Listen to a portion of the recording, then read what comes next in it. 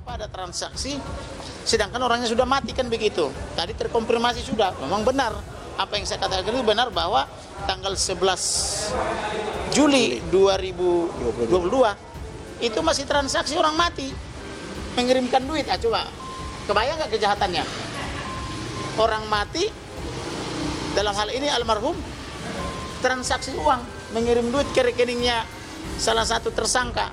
Ajaib tuh, orang udah mati orangnya, tapi uangnya mengalir dari rekeningnya. Bayangkan tuh, ini kan kejahatan perbankan, dan itu nanti melibatkan perbankan juga. Dari rekening almarhum mengalir ke tersangka. Berapa uang nominalnya? 200 juta. Kalau saya tadi mendengarkan bahwa tanggal 11 ada transaksi kan 200 juta, padahal yang memilikinya sudah almarhum, dan kemudian ahli waris tidak ada yang merasa mentransferkan kepada RR berdasarkan penjelasan tadi, berarti kan sudah dipindahkan ke RR tuh, ya. Nah sekarang di RR ini rekeningnya di mana? Kalau rekening itu sudah pindah, itu berarti sudah ada pencucian uang. Jadi waktu transaksi milik almarhum ke RR itu adalah kejahatan perbankan, yaitu pembobolan rekening. Semua orang merasakan itu, ada jalan jauh dari dalam. Tentang masalah-masalah besar di Polri itu kan banyak randau dari dalam, harus perlu dukungan dari luar. Coba. Jadi begini, kenapa saya bilang itu DPR kok sekarang diam, mau kasus lain ribut lalu polisi bisa berubah. Nah sekarang ini diam. Iya, gitu. jadi sebenarnya sekali lagi kami bukan bukan kemudian melihat kasus per kasus didalami, tidak. Kita kebijakan gitu. Ya tentu Komisi 3 memantau itu dan menganggap bahwa itu berjalan dengan baik, tinggal kita melakukan pengawasan saja. Bukan berarti kita diam, bukan berarti kita tidak mau tahu tentang persoalan-persoalan hukum. Usai dibunuh, harta Brigadir J dikuras. Ketahuan ada transfer ke rekening tersangka 200 juta rupiah. Kejahatan terhadap almarhum Brigadir Yosua Huta Barat terus terjadi pasca kematiannya. Terbaru, terlacak ada transaksi transfer uang dari rekening bank milik Brigadir Yosua Huta Barat usai ia tewas ditembak. Kuasa hukum keluarga Brigadir J, Komarudin Simanjuntak, mengungkapkan 4 rekening milik almarhum disebut dikuasai oleh mantan Kadif Propam Polri, Irjen Verdi Sambo. Setelah dikuasai, Komarudin menyebut adanya transaksi sejumlah 200 juta rupiah ke rekening Bribka Riki Rizal. Komarudin juga mengatakan memperoleh informasi di mana uang yang dikirim ke rekening RR kembali mengalir ke rekening skuad yang lain. Namun, terkait skuad yang menerima uang tersebut, Komarudin tidak menjelaskan secara lebih detail. Menanggapi temuan ini, Komarudin pun akan meminta surat kuasa kepada keluarga Brigadir J untuk melakukan investigasi terhadap rekening milik almarhum. Anggota Komisi 3 DPR dari fraksi Nasional Demokrat Taufik Basari memantau ada dugaan dana mengalir dari Verdi Sambo terkait pembunuhan terhadap Brigadir J. Pada kesempatan yang sama, Taufik juga menjelaskan terkait kesan DPR yang seakan tidak banyak berkomentar terkait kasus tewasnya Brigadir J. Taufik menjelaskan kesan seperti itu muncul lantaran DPR tengah dalam masa reses dalam saat kasus Brigadir J ini bergulir, sehingga menurutnya hal tersebut membuat adanya kesulitan menggelar rapat secara formal. Ditambah, digelarnya rapat formal juga perlu adanya izin dari pimpinan. Verdi Sambo dilaporkan ke KPK atas dugaan suap kepada LPSK hingga Satpam Kompleks. Verdi Sambo dilaporkan oleh tim advokat penegakan hukum dan keadilan ke Komisi Pemberantasan Korupsi terkait adanya 3 dugaan suap dalam kasus tewasnya Brigadir J. Dikutip dari Tribun News, pelaporan ini dilakukan pada Senin 15 Agustus 2022. Adapun rincian dugaan suap yang dilakukan Verdi Sambo yaitu memberikan 2 amplop kepada staf LPSK saat mengunjungi kantor Divpropam pada tanggal 13 Juli 2022. Sementara dugaan suap yang kedua adalah adanya pemberian hadiah atau janji oleh Verdi Sambo kepada Barada Richard Eliezer, Brigadir RR, serta asisten rumah tangga Kuat Ma'ruf. Terakhir, pelaporan kepada Verdi Sambo adalah terkait dugaan suap kepada Satpam Kompleks di kediamannya. Robert mengatakan Satpam tersebut mengaku telah dibayar sejumlah uang agar menutup portal menuju kompleks rumah Irjen Verdi Sambo. Nasib Baradae kini terancam, Susno Duaji kalau dia mati tanggung jawab negara. Nasib Baradae kini terancam, Susno Duaji kalau dia mati tanggung jawab negara. Kasus tewasnya Brigadir Nofriansah Yosua Huta Barat atau Brigadir J kini semakin terbuka. Pada kasus ini, Baradae memiliki peranan penting. Pengakuan dia selanjutnya dibutuhkan untuk mengungkap peristiwa berdarah ini. Baradae sudah diamankan di Barreskrim Polri, namun ada beberapa pihak khawatir dengan pengamanan Baradae di Barreskrim Polri. Menurut Komjen Susno Duaji, kalau Barreskrim Polri tempat paling aman, dilindungi oleh LPSK. Kita tahu LPSK ini tidak punya tempat pengamanan seaman di Barreskrim, ujar Susno Duaji dilansir YouTube TV One Senin 15 Agustus 2022. Dikatakan juga tidak ada petugas yang menjaga sebaik dari Barreskrim Polri.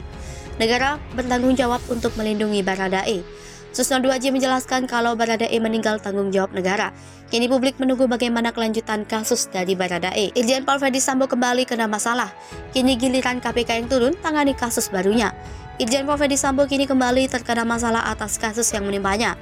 Usai ditetapkan sebagai tersangka atas kasus pembunuhan Brigadir J, kini Irjen Paul Ferdy Sambo harus berurusan dengan KPK. Komisaris Pemberantasan Korupsi menerima laporan dugaan penyuapan oleh mantan Kadif Propam Polri, Irjen Ferdy Sambo, kepada petugas Lembaga Perlindungan Saksi dan Korban. PLT Juru Bicara KPK Ali Fikri memastikan pihaknya akan menindaklanjuti setiap laporan dari masyarakat dengan melakukan langkah-langkah analisis terlebih dahulu berupa verifikasi mendalam dari data yang diterima. Menurut Ali, verifikasi penting dilakukan untuk menghasilkan rekomendasi apakah laporan pengaduan tersebut layak ditindaklanjuti ataukah diarsipkan. Dalam setiap laporan masyarakat lanjutnya, KPK proaktif menelusuri dan melakukan pengumpulan sebagai informasi dan bahan keterangan tambahan untuk melengkapi setiap aduan dimaksud. Sejumlah pengacara yang dinamakan diri Tim Advokat Penegakan Hukum dan Keadilan melaporkan pencobaan dalam penanganan kasus perkara kematian Brigadir Nofriansah Yosua Huta Barat tampak melaporkan dugaan suap itu ke KPK hari ini.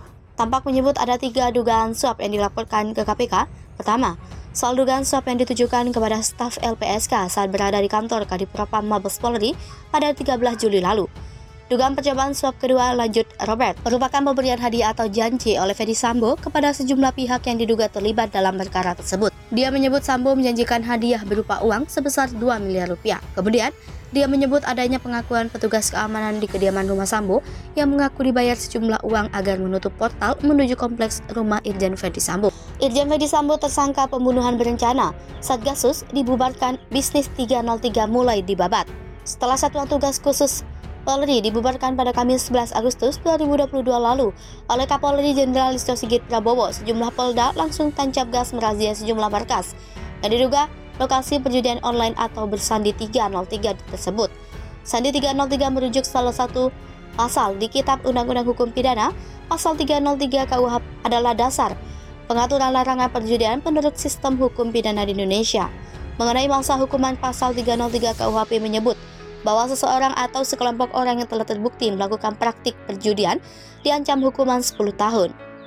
Sandi 303 viral menyusul dugaan komplotan judi online nasional mendapat backing oknum aparat penegak hukum pasca terungkapnya kasus dugaan pembunuhan berencana yang melibatkan mantan Kadif Propam Polri dan Kepala Satuan Tugas Polri Irjen Paul Ferdy Sambo awal Juli 2022 lalu. 1. Polda Sumatera Utara. 1 diantaranya di wilayah Polda Sumut, polisi masih memburu bos judi online yang berada di kompleks perumahan Cemara Asri yang diduga bosnya berinisial APN alias ABK. Kabid Humas Polda Sumut Kombes Hadi Wahyudi mengatakan APN sebelum ditetapkan DPO. Pihaknya pun meminta APN segera menyerahkan diri sebelum ditangkap paksa. Berdasarkan pemeriksaan, lokasi judi ini mengelola 21 website judi online. Dari penggerebekan ini, polisi cuma memeriksa 6 orang saksi. Itu pun mereka cuma pekerja kafe warna-warni, ketua RT, dan satpam. Sementara untuk barang bukti, polisi mengamankan 264 layar monitor, 151 CPU, 20 router, 24 laptop, 105 handphone, 19 buku tabungan, 26 ATM, 560 kartu perdana, dan 20 CCTV. Kemudian polisi juga mengamankan fotokopi kartu keluarga, ID pegawai para operator, dan barang bukti yang lainnya termasuk ratusan rekening. Saat ini kasus ini sudah masih didalami oleh Subdit Siber di Treskrimum Polda Sumut. Menurut informasi, APN atau APIN tercatat pernah menjadi pengurus Golkar Sumut sebagai wakil bendahara periode 2020 sampai 2025 di awal-awal periode. Namun setelah dilakukannya pergantian pengurus di Hotel Polonia Medan pada tanggal 18 Juni 2022 lalu, APIN tidak masuk lagi sebagai pengurus Golkar Sumut.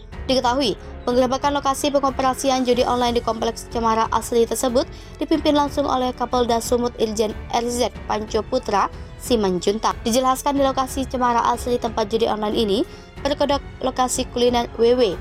Lokasi ini diduga kuat sebagai tempat operator situs judi online terbesar di Sumut, Lebahat, Dewa Judi Ade, dan Laris Ade. 2 Polda Sumatera Barat.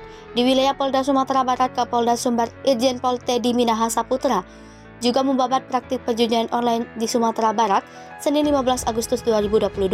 Mantan ajudan Wapres RI Yusuf Kala itu mengklaim sudah mengungkap kriminal bersandi 303 ini. Sementara Kabid Humas Polda Sumbar, Kombes Pol Dewi Sulistiawan di Padang, menyebutkan pengungkapan kasus 303 diungkap Direktorat Reserse Kriminal Umum Polda Sumbar. Sebagian besar yang dirugikan dalam praktik judi online ini adalah masyarakat stratifikasi terbawah, sehingga manakala sudah kehabisan uang untuk berjudi, sangat potensial pelaku kriminalitas untuk memenuhi kebutuhan hidupnya atau untuk berjudi lagi. Upaya memberantas judi online dilakukan Irjen Pol Teddy Minahasa Putra saat Satgasus Merah Putih dibubarkan karena Irjen Ferdy Sambo tersangka. Satgasus Merah Putih ini punya tugas melakukan penyelidikan dan penyidikan tindak pidana yang menjadi potensi pimpinan di wilayah Indonesia dan luar negeri. Juga bertugas menangani upaya hukum pada perkara psikotropika, narkotika, tindak pidana korupsi, pencucian uang, dan pelanggaran UU ITE. Dasar pembentukan Satgasus adalah UU nomor 2 tahun 2002 tentang Kepolisian Negara Indonesia, UU nomor 8 1981 tentang KUHP, UU nomor 5 tahun 1997 tentang psikotropika, UU nomor 35 tahun 2009 tentang narkotika, UU nomor 31 tahun 1999 tentang tipikor, UU nomor 8 tahun 2010 tentang pencucian uang, dan UU nomor 19 tahun 2016 tentang ITE. Demikian yang tertuang dalam surat perintah atau SPRI nomor SPRIN /681/3/HUK 6.6/2019 tertanggal 16 Maret 2019. Satgasus merupakan jabatan non-struktural di Kepolisian khusus untuk Satgasus Merah Putih.